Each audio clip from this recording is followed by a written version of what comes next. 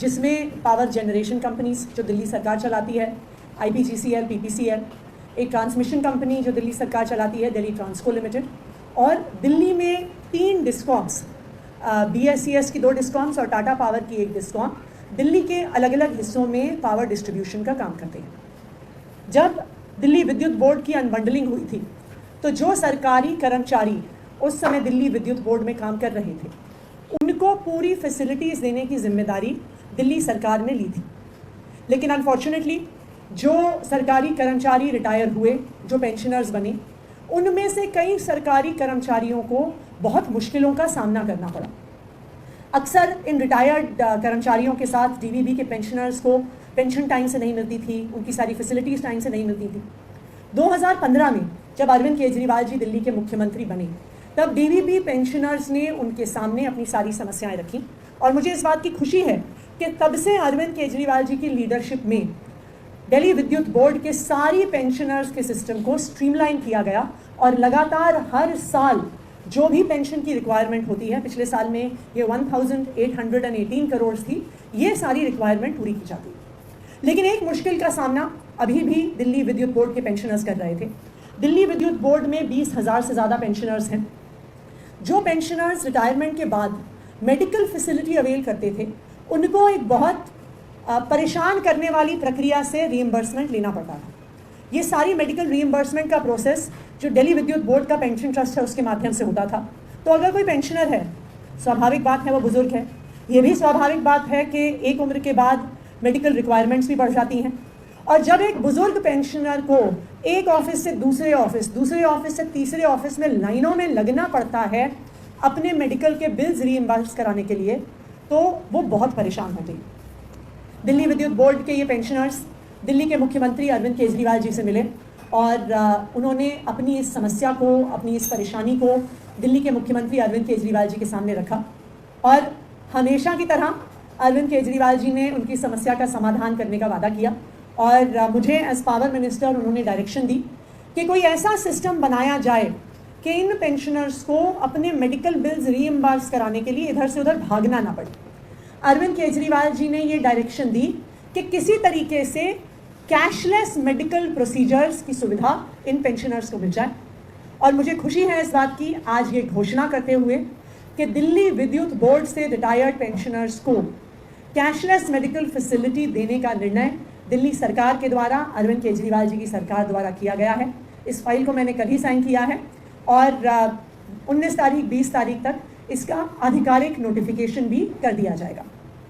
तो जो दिल्ली विद्युत बोर्ड के पेंशनर्स हैं जो 2002 से पहले रिटायर हुए हैं, उनके सारे मेडिकल एक्सपेंसेस को दिल्ली ट्रांसको लिमिटेड जो दिल्ली की ट्रांसमिशन कंपनी है वो बियर करेंगी, और जो 2002 के बाद रिटायर हुए हैं, डिपेंडिंग अपॉन कि अगर वो डिस्ट्रीब्यूशन कंपनी में थे, IPGCL में थे, दिल्ली ट्रांसको लिमिटेड में थे, वो जिस भी पावर सेक्टर की यूटिलिटी में थे, अब वो डिस्कॉम्स, हमारे जनरेशन कंपनीज और ट्रांसमिशन कंपनीज अब पूरा मेडिकल क्लेम्स का प्रोसीजर हैंडल करेंगे, सारे मेडिकल क्लेम्स को की पेमेंट करेंगे। इन सारी एजेंसीज के पास, चाहे वो तीनों डिस्कॉम्स हों, चाहे IPGCL हो, चाहे दिल्ली ट्रांसको लिमिटेड हो, उनका एक पूरा पैनल ऑफ हॉस्पिटल्स है। इस पैनल ऑफ हॉस्पिटल्स में सारे DVB पेंशनर्स को OPD facility, IPD facility, hospital admission अब 100% कैशलेस माध्यम से अवेलेबल होगी।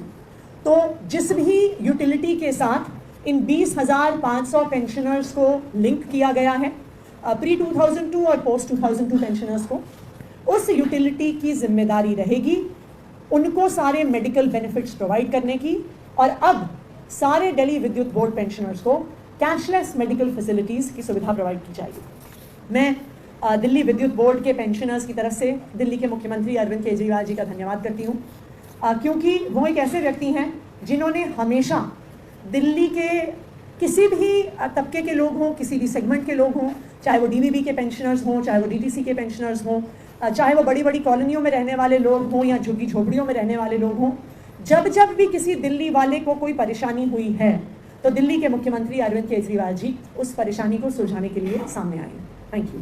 मैम ये कब तक लागू हो जाएगा, उनको ये सुविधा कब से मिलना शुरू हो जाएगा? ये नेक्स्ट वीक नोटिफिकेशन हो जाएगा और नोटिफिकेशन के बाद से तुरंत ये स्कीम चालू हो जाएगी।